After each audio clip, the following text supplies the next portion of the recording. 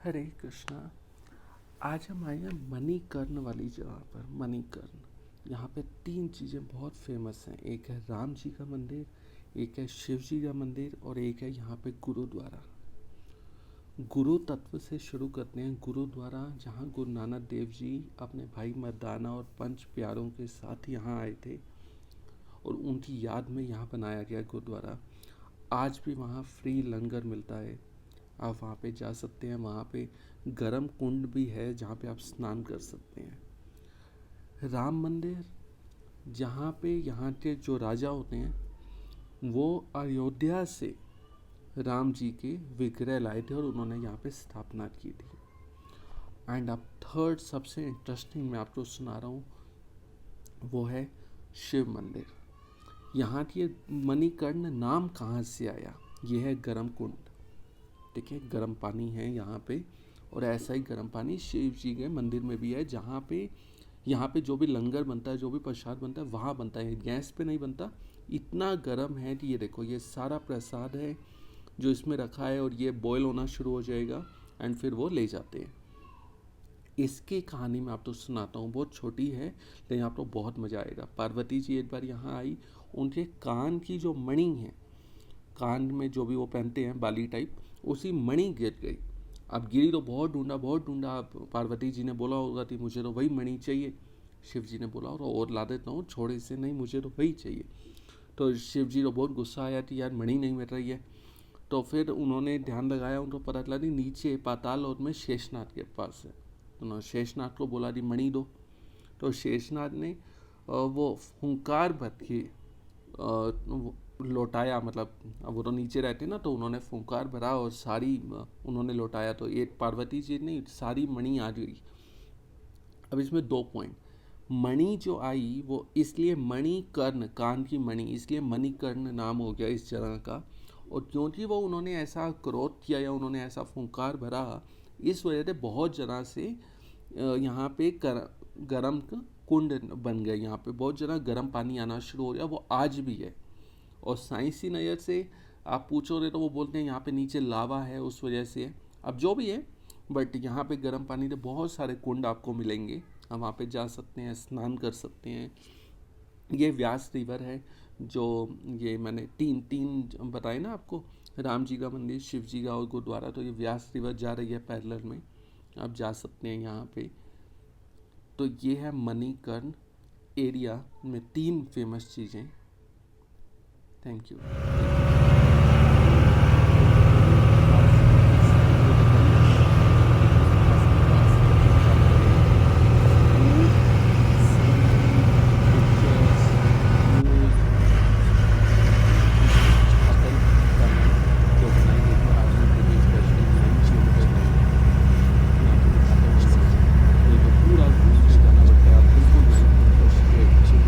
भैया कुछ बताते बताते पीछे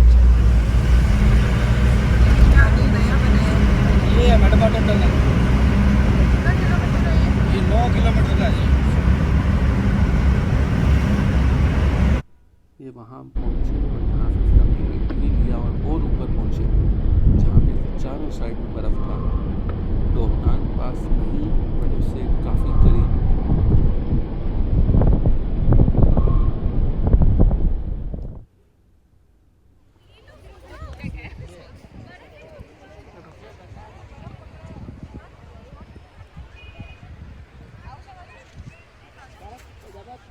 वापस आते हुए हम आए सोलांग वैली। यहाँ पे पैराग्लाइडिंग होता है, जिप लाइनिंग है, बाकी बहुत सारी एक्टिविटी जो आप कर सकते हो।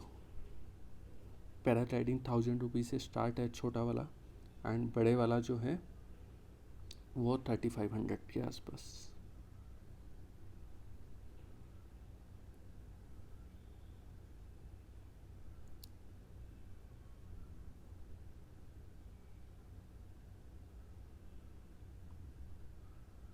तो यहाँ पे हम काफ़ी देर बैठे, बहुत सारी एक्टिविटीज़ थी जो हमारे साथ हैं उन सब ने। एंड लास्ट में यहाँ पे हम हैं बुद्ध मोनेस्ट्री एंड फिर होटल रूम में।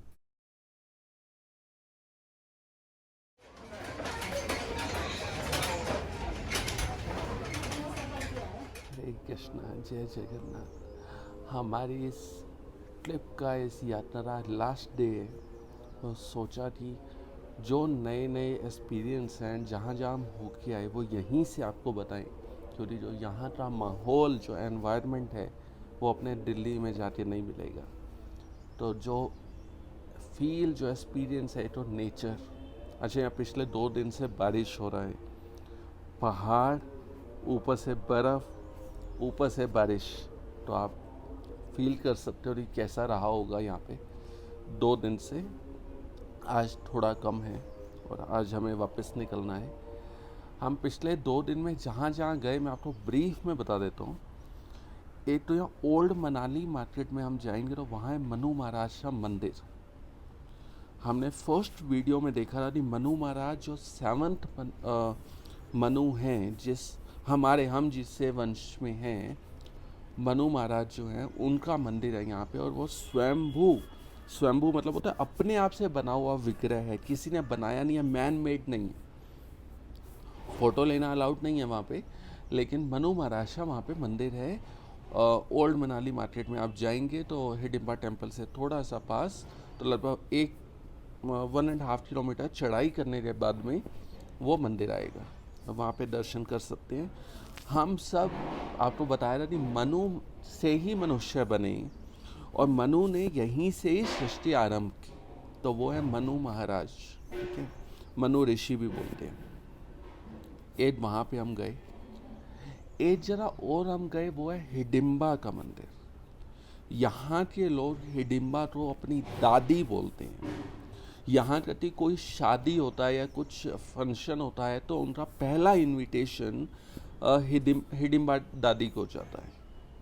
वो है हिडिंबा दादी का मंदिर। काफ़ी रश था वहाँ पे और वहाँ जाने के लिए बहुत नैरो रोड्स हैं, तो काफ़ी ट्रैफिक होता है वहाँ पे, तो आप थोड़ा टाइम देख के जा सकते हैं। हिडिंबा के बारे में आप सबको पता है, मैं एक बार ब्रीफ में बता रहा हूँ, शायद कोई नया पॉइंट मिल जाए आपको हिडिंबा के बारे में। हिडिंबा माँ के बारे में जानने से पहले एक बार थोड़ा भीम के बारे में चलते हैं। अच्छा, भीम कौन थे? भीम कृष्ण के सखा हैं, रिश्ते में भाई भी लगते हैं, कजन, और सखा हैं। और कैसे है? नरम सखा। नरम मतलब मजाकिया, ठीक है। अब मैं आपको एक कहानी सुनाऊँ, फिर हम भीम पे आते हैं। एक बार भीम गए कृष्ण से मिलने के लिए और बेल बजाई। सिक्योरिटी गार्ड ने पूछा, हाँ जी आप कौन? कहते मैं हस्तिनापुर से आया हूँ, मेरा नाम भीम है, युधिष्ठिर का छोटा भाई, मेरे को मिलना है कृष्ण से।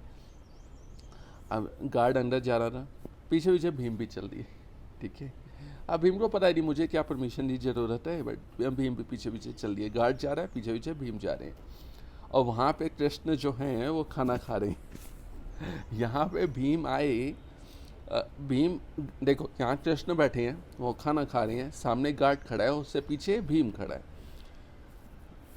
जो सिक्योरिटी गार्ड था उसने बोला कि आपसे मिलने के लिए भीम आए हैं, कृष्ण खाना खा रहे हैं। ठहरे 5 मिनट उसको बाहर खड़ा तो पहले मैं खा लूँ, नहीं तो भीम आए तो ये खाना नहीं बचेगा। ये चीज कृष्ण ने बोली और पीछे भीम ने सुनी, ठीक है। अब भीम का आंसर क्या था? कृष्ण, तो मुझे पेटू बोलते हो, तो मुझे मोटू बोलते हो। अच्छा, मैं कितना खा लेता हूँ? कितना? 2-5 बाल्टी लड्डू खा लेता हूँ, 5-10 किलो लड्डू खा लेता हूँ एक टाइम पे। कितना? मतलब मुझे तुम पेटू बोल रहे हो, मोटू बोल रहे हो, मैं कितना खा लेता हूँ। लेकिन तुम जब खाना शुरू करते हो प्रलय के टाइम पे, तो तुम ब्रह्मांड के ब्रह्मांड खा जाते हो। भीम को बहुत भरोसा था कृष्ण पे। जब युधिष्ठिर तो राजसूय यज्ञ करना हुआ तो उन्होंने अपने चारों भाइयों को अलग अलग दिशा में भेजा। उनका एक ही टेंशन था, बाकी सब सही है लेकिन ये जरासंध का क्या होगा, मदर नरेश जरासंध का। तो भीम ने बोला टेंशन मतलब कृष्ण साथ है, तो कोई टेंशन की बात नहीं है। तो भीम और कृष्ण गए थे और फिर आप जानते हो जरासंध था वध किया, कृष्ण ने युक्ति बताई थी। और वापस आते हुए भीम अपने भाई को बताते हैं, भैया आप तो जानते हो जरासंध तो मैंने मारा। ये कृष्ण तो वहाँ पर नहीं टीले से खेल रहा था, तो बहुत मजाकिया थे। भीम का एक नाम है विकोदर, गीता में भी है, महाभारत में भी है, हर जगह पे भीम को विकोदर बोला गया। अब हमें हमारे माइंड में जो इमेज है या जो भी हम ड्रामा देखते हैं या जो भी सीरियल देखते हैं उनमें भीम मतलब जैसा पेट बड़ा हुआ है, ठीक है, जो खा खा से मोटा हो चुका है। लेकिन भीम ऐसा नहीं था, भीम ऐसा नहीं था। भीम बहुत खाता था, बिल्कुल सच है। कुंती माता जब खाना बनाती तो 50% भीम को दे देती थी और बाकी का 50% बाकी सब में बांटती थी। तो भीम बहुत खाता था, लेकिन वो पेटू नहीं था, वो मोटू नहीं था हमारी तरह।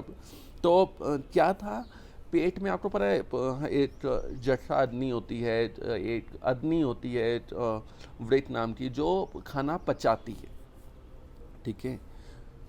इसीलिए बोलते हैं ना, खाना खाने के बाद पानी नहीं पीना चाहिए, जिससे जो खाना खाया है वो अग्नि जो है उसे जला ले, उसे पचा ले, ठीक है। तो भीम का अगर वो विकोदर नाम को अलग करें संस्कृत में, और क्या बनता है, वृक्क उदर। उदर मतलब पेट, आपको पता है। वृक्क मतलब वो अग्नि, उसे पेट में वो जो अग्नि थी वो खाना पचाती थी। वो खाना था पचे तो आप मोटे नहीं होते हो। हम क्या करते हैं, खाना खाने के बाद टहलते हैं, लोग जिम में जाते हैं, एक्सरसाइज करते हैं खाना खाने से पहले। तो वो किस लिए थी, मेरी एनर्जी बर्न हो, इसीलिए ना। तो भीम का 2 रीजन थे। पहली चीज़, उनके पेट में वो अग्नि जो खाना पचा देती थी। अब खाना पच गया तो वो मोटे होने का, पेटू होने का कोई सवाल ही नहीं है। सेकेंड, वो भीम जो नाम है उनका, भीम कार्य करते थे, वो ऐसे ऐसे कार्य करते थे। अच्छा, आपको पता है भीम में कितनी पावर थी? बोलते हैं जब भीम पैदा हुआ डे 1 पे उनमें 2000 हाथी का बल था। 2000 हाथी, 2000 हाथी का बल था। ये चीज कैसे है, महाभारत में लिखा है ये चीज कि जब भीम हुआ तो कुंती माता ने जब भीम को हाथ में लिया, वो डे 1 का था, और शेर उन्होंने देखा, या शेर की दहाड़ने की आवाज आई तो भीम हाथ से छूट गया। कुंती माता डर गई और भीम हाथ से छूट गया। जैसे ही छूटा वो गिरा नीचे, बहुत बड़ा पत्थर था, पत्थर की शिला थी बहुत बड़ी। अब क्या हुआ रे, जब वो गिरा तो यूजुअली क्या होता है, बच्चे का बचना मुश्किल होता है, लेकिन यहाँ पे उल्टा हुआ कि जो पत्थर की शिला थी वो टूट गई, चकनाचूर हो रही वो पूरी की पूरी, और भीम को कुछ नहीं हुआ। उसमें पैदा होते ही भीम में कितना था, 2000 हाथी का बल था। और फिर आप जानते हो वो दुर्योधन ने एक बार जहर दे दिया था, और जहर दे के पानी में, नदी में बहा दिया था भीम को, और भीम फिर नीचे पाताल लोक में पहुंचा। और जब पाताल लोक में नाग लोक है, ठीक है, तल अतल वितल, तो एक नाग लोक है उसमें। और नाग लोक में क्या है कि वहाँ पे बड़े सारे नाग हैं। अब ये बच्चा आया तो सारे नाग जो हैं वो डसने लगे, ठीक है। अब जब वो डसने लगे तो बड़ा अजीब सा हुआ। यूजुअली क्या होता है, सांप अगर डस ले तो हमें मूर्छा आ जाती है। यहाँ पे उल्टा हुआ, सांप डसने लगा, सांप को मूर्छा आने लगी। क्यों? क्योंकि भीम ने जहर लिया हुआ था, भीम के शरीर में ऑलरेडी विष था, और सांप जब डस रहा तो विष को काटता है, ऐसा आपने सुना है बचपन में। तो सांप को मूर्छा आने, 1 2 3 4 5 सारे नाग आए और सब भीम को डसने लगे, और भीम की मूर्छा दूर होने लगी और सांप को मूर्छा आने लगी। अब सांप भागे भागे गए अपने राजा के पास में कि ऐसा ऐसा हुआ है, एक कोई बच्चा आया, हम उसको डसे, उल्टा हम मूर्छा में आ रहे हैं, बहुत सही होता जा रहा है। तो अब राजा ने मंत्री को बोला, जरा बुलाओ जी, देखो कौन है। मंत्री जब बुलाने गया उससे, तो पता चला जो मंत्री है वो भीम का नाना है। जो मंत्री था वो भीम का नाना था। तो भीम को बुलाया, और भीम ने, अब नाना था तो नाना और दोते का बहुत प्यार होता है, तो उन्होंने पूछा कि क्या हुआ है, तुम यहाँ कैसे? तो उसने पूरा बताया, दुर्योधन ने जहर दे दिया, ये दिया वो दिया। तो नाना जी बोले कि तुम टेंशन मत लो, हमारे यहाँ पे नाथलोक में 8 कुएं हैं जो बिल्कुल अमृत के समान हैं। अगर तुम उनका सेवन करोगे और उसमें स्नान करोगे तो हर कुएं में 1000 हाथी का बल है। तो भीम तो फिर खाने पीने का मिल गया, तो क्या चाहिए, उसने सारे 8 के 8 कुओं का आचमन किया, स्नान किया, पान किया, और करने के बाद हर कुएं में 1000 हाथी। तो 8 में कितना हुआ, 8000 प्लस 2000 था पहले था। तो जब भीम बाहर आया वापस, तो उसमें 2000 नहीं, अब 10,000 हाथी का बल था।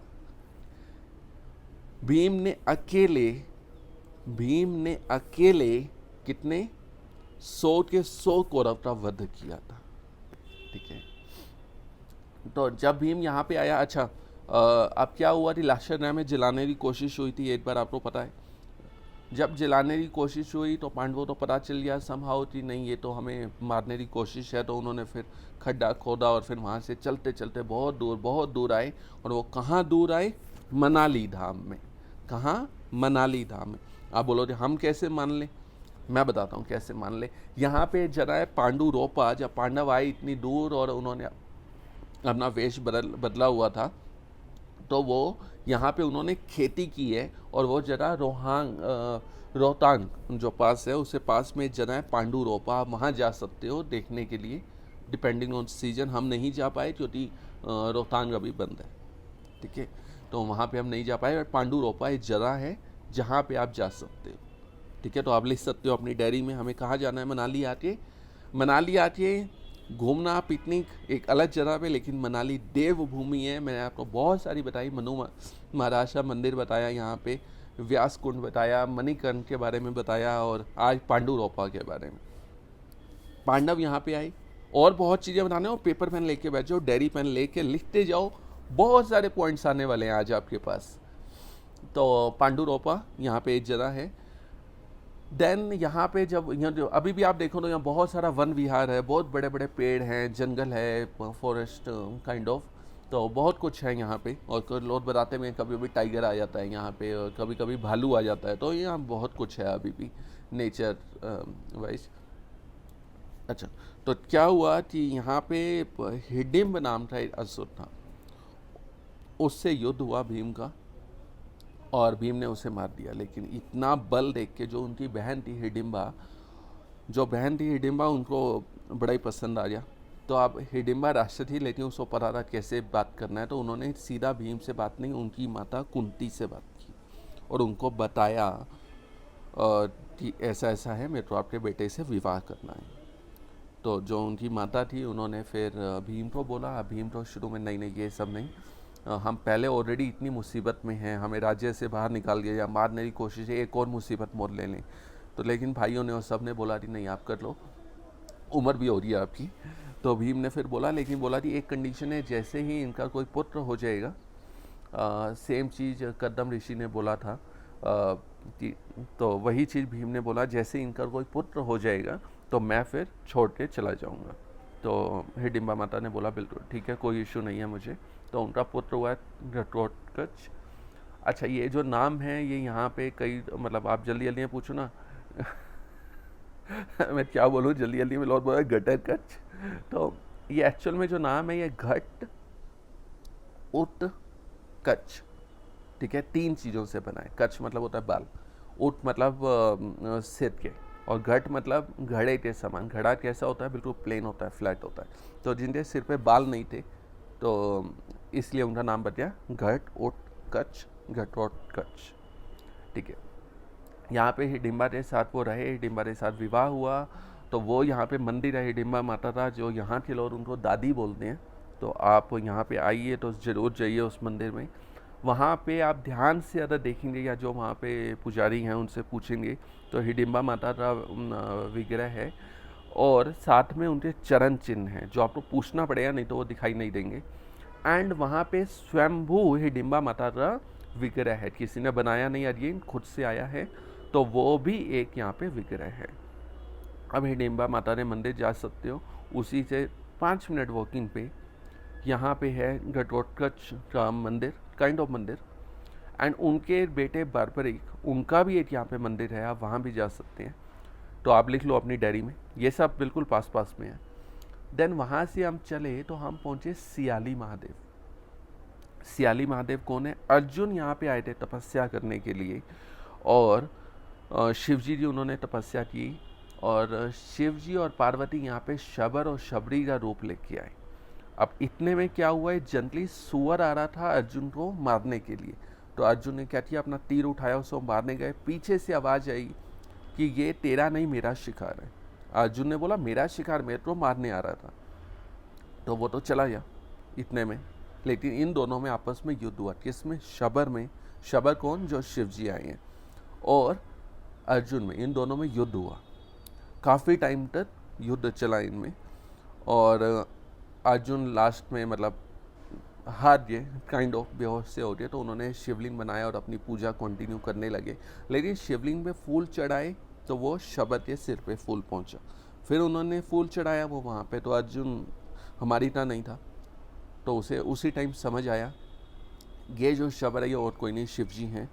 तो अर्जुन ने दंडवत प्रणाम किया और तो शिव जी ने उनसे प्रसन्न होके उनको पाशुपशात, ठीक है, कुछ ऐसा नाम है, तो वो अस्त्र उनको दिया और बोला कि ये तुम्हें युद्ध में काम आएगा। और युद्ध में फिर ये काम भी आया था जयद्रथ का वध करते हुए। ये है यहाँ पे सियाली महादेव, वहाँ से आप दर्शन करके वापस आ सकते हैं। फिर मनु महाराज का टेम्पल, ये सब बिल्कुल आसपास में है, ज़्यादा दूर नहीं है।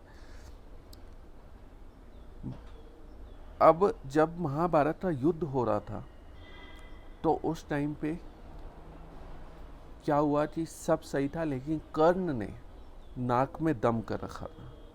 कर्ण ने नाक में दम करके रखा था। अब दुर्योधन ने बोला कि यार बहुत हो गया युद्ध, वो एक काम करो यार ख़त्म करो। तो कर्ण ने बोला टेंशन नहीं, कोई बात नहीं है, मेरे पास में ना 5 बाण हैं, मैं कल पांडवों को निपटा दूंगा, ठीक है। कर्ण ने ये बोला और वहाँ पे कृष्ण तो टेंशन शुरू। कर्ण ने ये बोला और वहाँ पे कृष्ण तो टेंशन शुरू थी, यार पांडवों तो कैसे मरने थे, मम प्राणा ही पांडवा, मेरे जो पांडव हैं वो मेरे प्राण हैं। तो उन्होंने कुंती माता तो फ़ोन लगाया और हस्तिनापुर से सीधा बुलाया, मैया जल्दी आओ, बड़ा ज़रूरी काम है। अब कुंती माता आई, बोली क्या हुआ? अरे मैया एक काम करो, जो आपने ये पोल पट्टी अपनी छुपा के रखी है ना कि कर्ण मेरा बेटा है, या आपने किसी को बताया नहीं, आज टाइम आ गया, कर्ण के पास जाओ और अभी बता दो।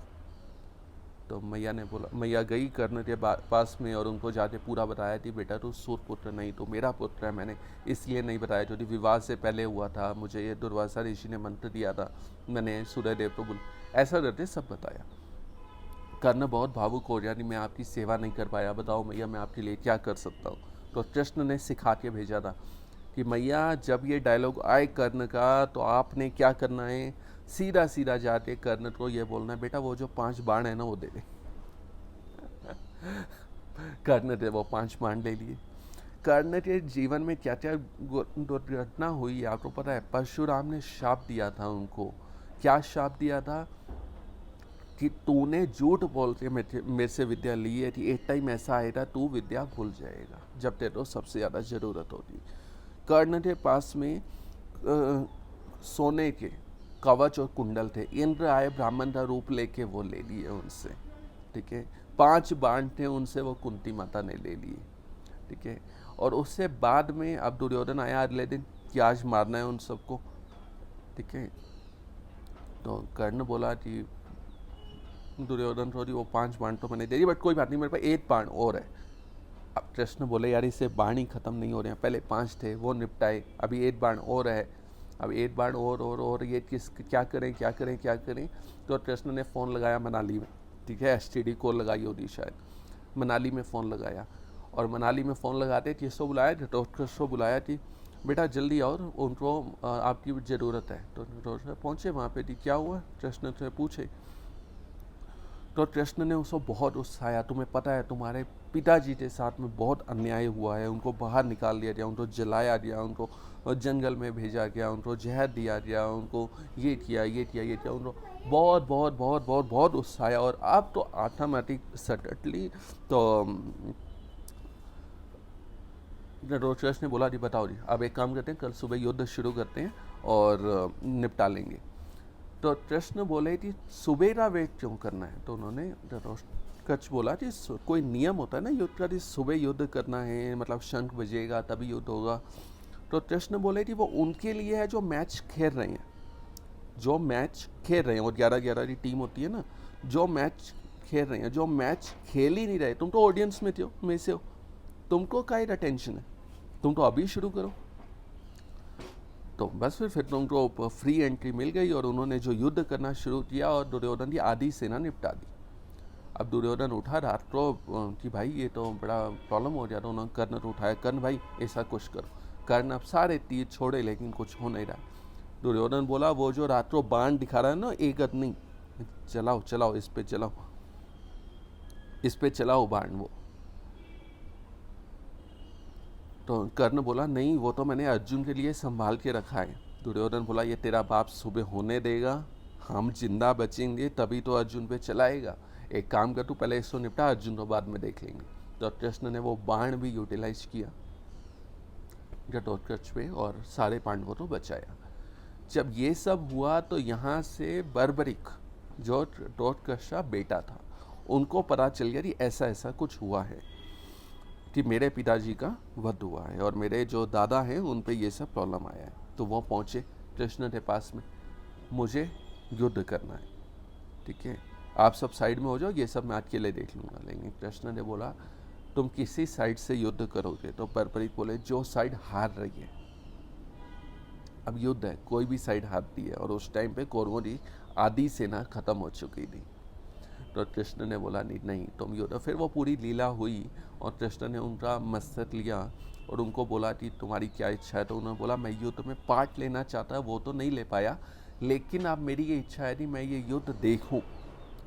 तो कृष्ण की कृपा से वो उनको एक पहाड़ के ऊपर वो मस्तक रखा और पूरा युद्ध उन्होंने देखा। और लास्ट में जब उनसे पूछा गया, पांडवों में क्या होता है लास्ट में कि नहीं मैंने युद्ध किया, अर्जुन बोला देखो मैंने इतने मारे, एंड भीम बोले थी मैंने तो 100 कौरवों को मारा। तो आपस में बहस हो रहा था कि मैन ऑफ द मैच किससे मिले।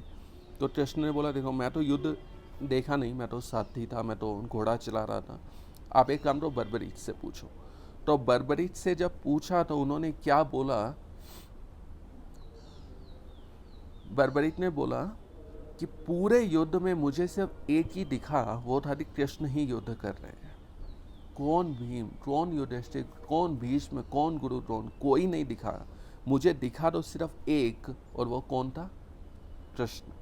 मुझे कोई गांडीव नहीं दिखा, कोई गदा नहीं दिखी, मुझे दिखा तो सिर्फ सुदर्शन जो सबका वध कर रहा था।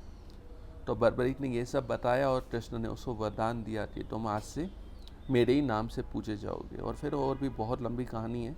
तो आज वो खाटू श्याम जी के नाम से पूजे जाते हैं। राजस्थान में उनका मंदिर है, आप जाइए वहाँ पे एक बार मिल के आइए। और बड़ा उनका एक बड़ी अच्छा लाइन है कि हारे का सहारा खाटू श्याम हमारा। ये थी कहानी हिडिंबा के बारे में। यहीं पे उनका मंदिर है, तो आप वहाँ पे जाइए, अपनी डायरी में लिख लीजिए, जब भी मनाली आइए तो हिडिंबा के मंदिर में जाना है। अब मैं आपको एक और जरा यहाँ पे सुनाता हूँ। ये तपोस्थली रही है। क्या रही है? तपोस्थली, ठीक है। और तपोस्थली रही है यहाँ पे वेद व्यास जी ने, जिन्होंने सारे के सारे वेद कंपाइल किए। अच्छा, वेद उन्होंने लिखे नहीं। पहले क्या था, द्वापर युग तक मनुष्यों की स्मृति इतनी तेज होती थी, गुरु ने शिष्य को बताया, वो याद हो गया, शिष्य ने अपने शिष्य, ये परंपरा चलती थी। लेकिन हमारा टाइम जब कलयुग आया तो हमें कुछ याद नहीं रहता। आप सच्ची बताओ, कल क्या खाया याद है? परसों क्या खाया था याद है? नहीं। तो हमें कुछ याद नहीं रहता है। तो वेद व्यास जी ने क्या किया, ये जो स्मृति में है लोगों के, ये काम नहीं चलेगा। तो उन्होंने वेद लिखे, उन्होंने वेद कंपाइल किए और फिर 4 वेद बनाए। 4 वेद के नाम पता है आपको? पता है तो कमेंट्स में डाल दो 4 वेद कौन कौन से हैं। तो 4 वेद उन्होंने लिखे और बहुत सारे शास्त्र लिखे, बहुत कुछ लिखा उन्होंने। तो वो जो वेद व्यास जी, उन्होंने तपस्या की थी यहाँ पे वेद व्यास जी का जगह है जहाँ पे उन्होंने तपस्या की थी। अच्छा, अब क्या है कि यहाँ पे आपको पता है ठंडी बड़ी होती है। तो मैं अभी भी ये जैकेट पहना है मैंने, तो यहाँ पे ठंडी बड़ी होती है। और मणिकर्ण जगह जो मैंने बताई थी जहाँ पे गर्म पानी निकलता है, वेद व्यास जी, अच्छा वेद व्यास जी यहाँ से 4-5 किलोमीटर शायद ऊपर है, ऊपर की साइड मनाली से। और मणिकर्ण जो है वो नीचे की साइड है 90 किलोमीटर लगभग, ठीक है, रफ आइडिया 90 किलोमीटर। तो अब क्या था कि वेद व्यास जी तो नहाना होता था, वो जाते थे मणिकर्ण, ठीक है, वहाँ जाते थे, नहा के फिर वापस आते और एक कमंडल में अपने साथ में जल ले आते थे। पूरे दिन थोड़ा यूज होता रहा, हो जाएगा, ठीक है। फिर अगले दिन सुबह हुआ, फिर गए मणिकर्ण में, वहाँ पे जाते स्नान किया और अपने साथ कमंडल में जल ले आए। इस टाइप से चलता रहा। उनको रोज 90 किलोमीटर जाना, 90 किलोमीटर आना। तो एक बार क्या हुआ ऐसा, भगवान का योग ही समझिए इसे, कि एक बार वो कमंडल में जल लेके आ रहे थे। अब उस टाइम तो ऐसा यहाँ तो भीड़ भाड़ था नहीं, ट्रैफिक था नहीं, पी पी प्यों नहीं था कुछ, कोई ट्रक वगैरह नहीं चल, कोई गाड़ी नहीं चलता था यहाँ पे। सब नेचुरल था। तो अपनी मस्ती में आ रहे थे, हाथ में जल लेके, राम का कृष्ण का नाम लेते हुए।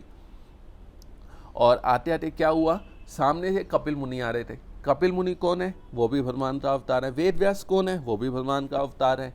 ठीक है, सामने से कपिल मुनि आ रहे थे। अब वो भी अपने मस्ती में खोए हुए, ठीक है, वो भी भगवान की भक्ति में खोए हुए, दोनों आ रहे थे, दोनों आंखें बंद करते, दोनों टकरा गए आपस में।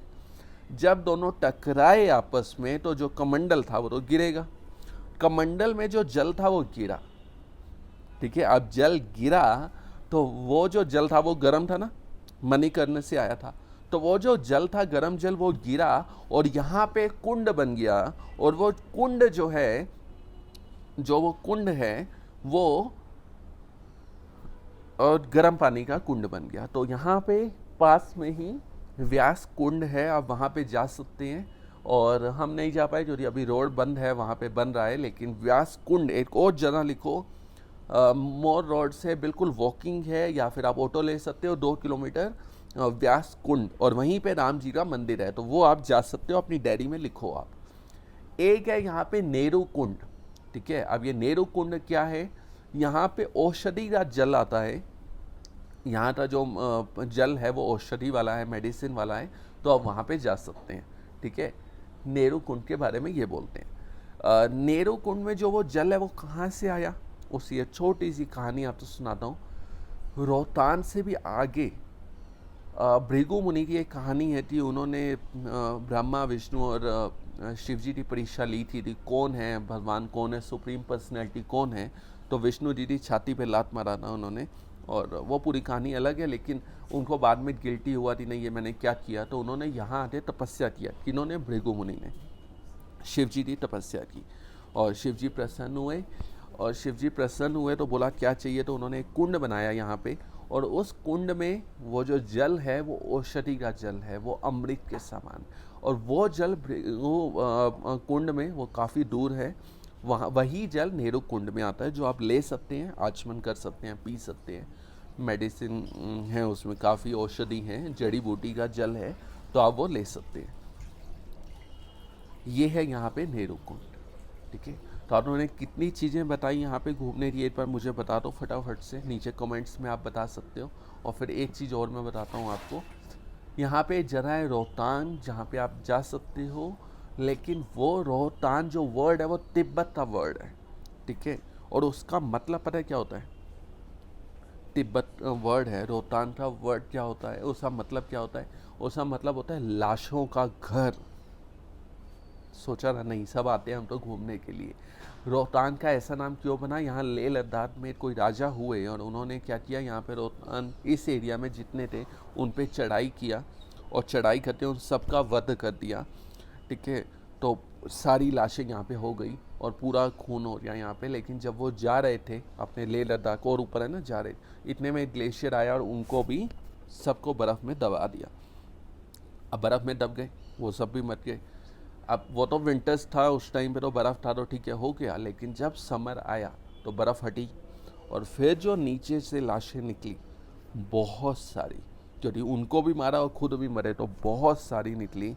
और जब लोग यहाँ पे आए तो वो बहुत मतलब चिल्ला उठे, और उनसे मुंह से रोहताश नहीं कोई ऐसा एक वर्ड निकला, और वही फिर आप बोलते बोलते रोहतांग वर्ड हो गया।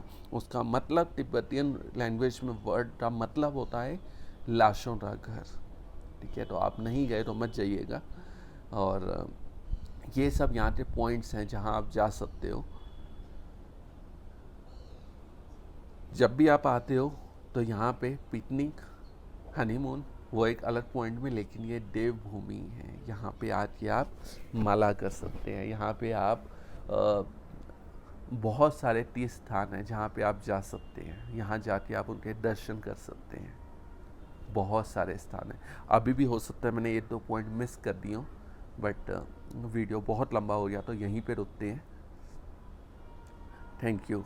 हरे कृष्णा, एक बार मेरे साथ बोल दीजिए, हरे कृष्णा कृष्ण कृष्णा हरे हरे, हरे राम राम राम हरे हरे।